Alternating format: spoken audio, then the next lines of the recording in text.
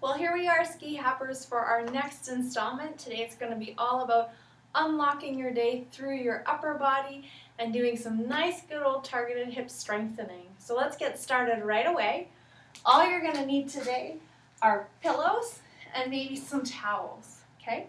So you're going to go ahead and start with your pillow at the far end of your mat. We're going to take ourselves down onto our right-hand side. So just moving down onto your side, you can stack the pillow underneath your head. Bottom arm is out in front and top hand on top. We're going to start with some spinal mobility. So we're going to inhale and come forward through the spine. Exhale, hand to sky. And now moving here from our rib cage, we're turning the ribs towards the ceiling. You can extend the arm out, take a breath, inhale. And then exhale all the way back and rounding through. So we're going to inhale to go forward. Exhale to come up. Inhale, turning from the sternum. And exhale to hold. And then back on through. Inhale forward. Exhale up. Inhale and rotate. Exhale to hold. Inhale here. Exhale, hold. And coming back through. We're going to repeat that 2 more times. So as you are turning, remember that it's coming from here, the spine and the sternum and the ribs, and not just the arm bone reaching back behind you. And as you go through this motion, you definitely want to make sure that you maintain length through the spine from head to the tail. So our last one here, we're rotating. We'll hold for a breath here, an inhalation, an exhalation, and we'll come on back through. You can also place another pillow in between the knees if that feels more comfortable for you for the hip there. It can be just a better alignment for some people. We're going to unlock the shoulder, so we're going to inhale our hand up the front, circling along the floor, and then using that same rib rotation to bring ourselves back and around. So we're going to circle through 5 shoulder clocks here. Remembering that your hand does not need to be touching the floor the whole time. If you have more hypermobile shoulders, so loosey-goosey kind of shoulders, I really want you to think about connecting your arm bone into the socket. And if you are tight, I just want you to find some softness in the shoulder, in the axilla, the armpit area as you're going through this. You're going to do 1 more here to unlock this rotation. So just these gentle, slow twists to nourish all of the organs and viscera of your body. And we'll finish here with 1 more. We're going to go ahead, come back onto our side. And remembering that when we're side lying, we want to be able to slide our hand underneath our bottom ribs. So you want to think about maintaining length through the spine by gently elongating and feeling a natural lift occur. If the ribs are jutting forward, you can take that time to think about bringing the spine into alignment all the way to the crown of your head, and remembering that the tailbone should be gently and softly reaching to the wall behind you. From here, we can take the pillow away, or you can leave it there, and we're going to get into some hip work. So using that top leg, our focus is on the leg bone into the socket. We're rotating the knee towards the sky and coming back down. For now, our feet stay touching, and we want to feel as though we're initiating this movement right from the back side of the buttock. So we're relaxed through the front, the groin through here. We're active in our core. If we had a zipper, it would be reaching straight out in front of us. You're going to get a low-grade feeling of fatigue through the back of the hip, and we're going to go through 2 more. You want to rotate only as high as it really feels muscular and that you're not stressing or straining to get the rotation. From here, take a moment to breathe in and just do a gentle release. Maintaining length, so you might need to recheck all your alignment before we lift the top leg off the bottom. Here again, our pelvis is staying very still, and we're really hoping to be like on the side of our pelvis. So we're not rotated backwards and we're not rotated forwards. We want to feel as though we're stacked one ilium over the other. From here, we're going to bring the knee towards the opposite knee and then the ankle towards the ankle. You don't have to make this a big range of motion. So this movement could be done smaller. If that was my entire true hip range, that would be fine. So keeping that pelvis still in both directions, noting as you go up that you're not starting to roll backwards with the leg. You're going to do another 3. Good. 2, feeling like you're really deepening in your hip socket movement and feeling that muscular work through the back of the hip. 2, and this will be your last one. From here, we'll bring the leg down, recheck our ribs, activating through the core, and our tailbone is gently flared out behind us. We're extending our top leg out. So here the leg is ideally in alignment with the upper body. So it's quite common for the leg to sort of shoot forward here, but we're going to try to maintain our core and bring the leg back so it lines up with the rest of our torso. I'd like you to try turning from your hip socket, a little bit of rotation so the kneecap turns slightly in the direction of the ceiling. And then from here, we're just going to do some pulses, up and slightly back. So we're going to go through 8. So my leg is moving in the upward and the backward direction. I'm trying my best not to bend my knee. And I want to maintain a connection of that pubic bone to my rib cage. So I'm not arching my back to get here. Last 3, bottom rib is still lifted. We're probably getting a little tired in this hip. Last 2, stop anytime if it feels like it's turned from work to overcompensation and some pain or discomfort. Last 1, and come on down. From here, we're going to come up onto our side. We're going to just finish with a side plank on this side. So here we want to get out of that collapse and imagine lifting up out of the armpit. Our fingers are spread. We're going to take our top hand, it's going to come up and overhead as we extend the top leg and lift from the bottom hip. In this position here, I ideally want ankle, knee, hip, ribs, arm, and shoulder in one straight line. And then we're going to come down. We'll lift right back up for 2. So feeling as though these muscles here on the side are doing the lifting, and then you're extending the leg and the arm. We're going to go through another 5. Some of you may have the capacity to have your leg off of the floor the whole time so that you're not really lowering it or touching it to the floor. So option 1, down low. Option 2, up high. Trying to keep some space between your shoulder and your ear. And then last 1. And come on down. We'll take ourselves over to that other side, grabbing your pillow. If you have a hard time maintaining the rib lift off of the floor, you're going to take your towels and you can place it underneath your rib cage. So you're coming, it's just a nice reminder. Hands going to be out front, and we're thinking again, nice long spine. Okay? From here, we're going to inhale, hand to the sky. And exhale, starting to turn. Inhale to hold. And exhale a little further. Coming on back through, we're inhaling and going forward. Good. Exhaling, coming up. Inhale, turning from the spine. And exhale and hold.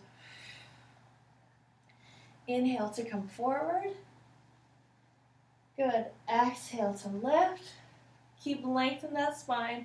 Inhale to turn through the spine. And exhale to hold. We'll stay here for a breath. Inhale. And exhale. Last 2, so moving forward. Good, this is a great one for you golfers, just really helping to work on targeted thoracic mobility. Your hips are staying stacked the whole time. And as you go through it, remember you can always place a pillow in between the knees, and that gives you a little bit more stability through the hip region. We'll hold for 2 breaths here. Inhale. Exhale. And 1 more. And then we're moving right into our shoulder clock. So hands going to slide along the floor as I cross over on the top of the body. Then I start to focus on my rib rotation, circling my hand back down and around. So arm goes up and over, and we circle through that rib cage and down and around. Good. So we're going to do another 3. Really think about breathing right into the armpit as you're doing this, and keeping that arm long but just soft, so you're not over pulling or stretching here. Good. And we're opening the pectorals as the arm circles up and overhead. And we're back down to the start. From here, moving into our hip work, so thinking about maintaining that length of the spine, so bottom rib will lift just up off of your towels, and from here, hand can go to the pelvis to help landmark. We'll start moving from the back of the hip, so here's the center of my femur, and I'm thinking about moving from the muscle tissue behind this point here, maintaining relaxation through the front.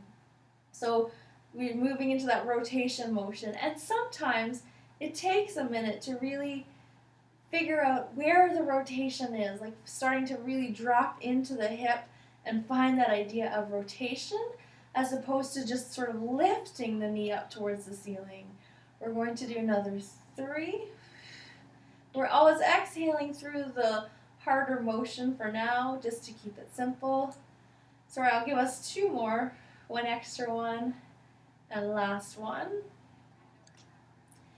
From here, we're doing a straight leg lift off the bottom one, just checking in with your rib cage, long spine, tail slightly flared. And from here, we're thinking again, internally rotating the leg bone and then externally rotating. So we're going to move through about 8 of these, that's 2. And so as you're doing this, you're really, again, thinking about rotating in the socket, maintaining length in the spine, feeling connection to the pelvic floor, your transversus muscles, your multifidi. This should be our last 3. Ideally, again, the pelvis is quiet. It's not tipping front to back. And we'll make this our last one. And we'll allow the leg to come down and straighten. From here, again, recheck all your alignment of the front body and the side body. Get that idea of that gentle lifting through the base of the core, the pelvic floor. Thinking of having the leg right in alignment with your torso so it's not out front. You might need to gaze with your eyes to see.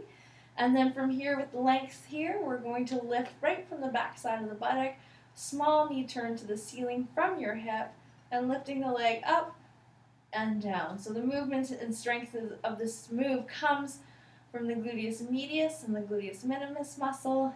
And one day we'll hopefully have little even muscle models on the camera to be able to show you. So moving for another 5, or 4 I should say, and 3. Good, last 2, maintaining the length. It's really easy to forget and then just go, oh yeah, I've got to check back in there. Last 1, and come on down.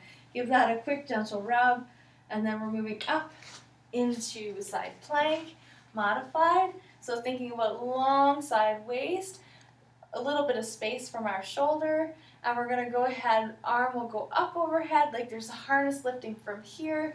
We're lifting up and into our side. So we're moving through about 8.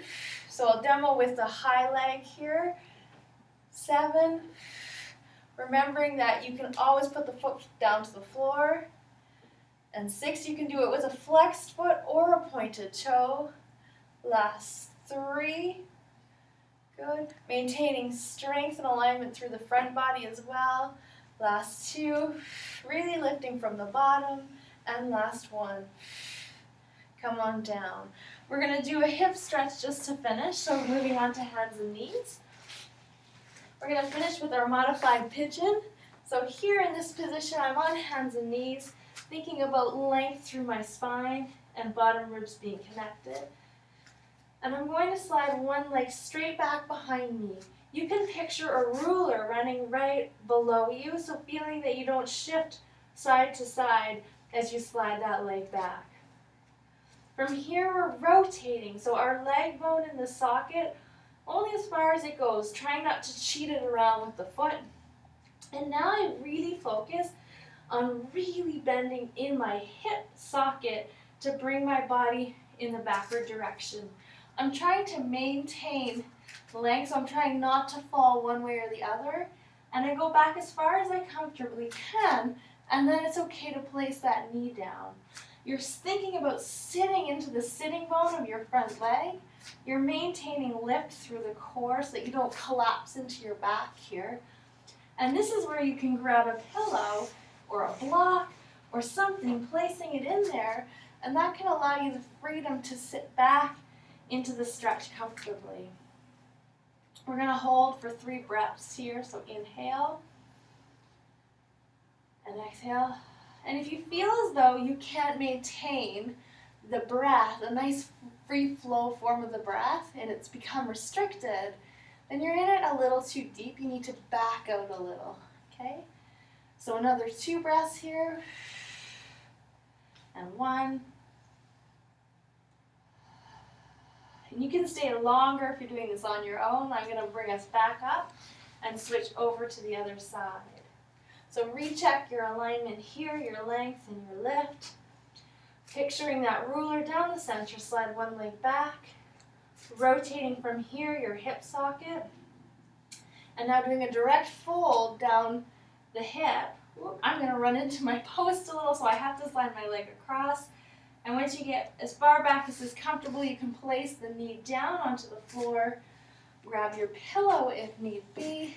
You can tuck it right up and into the knee, back of the knee area, and then really focus on sitting into the sitting bone at the back. Maintaining liftedness through the front body, and we'll take 3 breaths here. So we're just releasing those hips that we've just strengthened. And we'll do 1 more. Length all the way through to the crown of the head. And then come on out. So I hope you've enjoyed unwinding your day today and doing some hip strengthening that'll really get you level and balanced with all your upright standing work, running, moving, hiking. So enjoy, and look forward to seeing you next time.